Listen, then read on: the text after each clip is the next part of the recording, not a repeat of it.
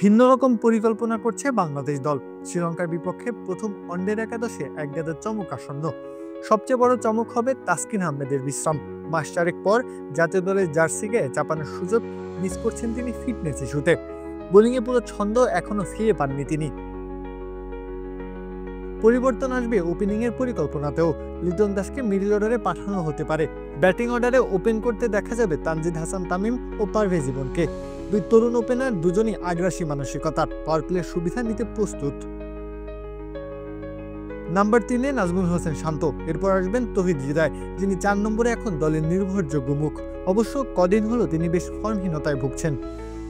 আর এইটা ওইটা না, কাপড় ধোয়ার একটাই সলিউশন, চাকা অল ইন ওয়ান।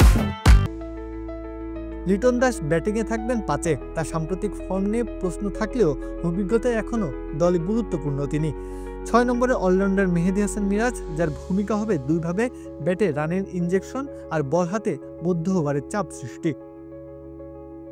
অধিনায়ক হিসেবে পুরোদমে দায়িত্ব নিয়ে তিনি নিঃসন্দেহে নিজেকে উজাড় করে দিতে প্রস্তুত। তারপরে পাওয়ার হিটিং ফিনিশার হিসেবে থাকবেন জাকির আলী। তিনি অথবা লিটন দাস, কে উইকেটের পেছনে দাঁড়াবেন সেটা এখনও নিশ্চিত নয়। লেগ স্পিনার রিশাদ হোসেন থাকছেন, পাওয়ার হিটিংয়ে খানিক দায়িত্ব তিনিও পাচ্ছেন। পেস বোলিং ইউনিটে 3 মুখ: তানজিম হাসান সাকিব, হাসান মাহমুদ এবং মুস্তাফিজুর রহমান। তাসকিন বিশ্রামে, নাহিদ রানাও স্কোয়াডে থাকলেও খেলছেন না। ফলে এই 3 পেসারকেই মূল দায়িত্ব নিতে হবে। স্পিনার হিসেবে একমাত্র ফ্রন্টলাইন বিকল্প হিসেবে রিশাদ হোসেন। লেগ স্পিনার হিসেবে এই কন্ডিশনে তাকে ঘিরে দলের একটা কৌশলগত পরিকল্পনা রয়েছে।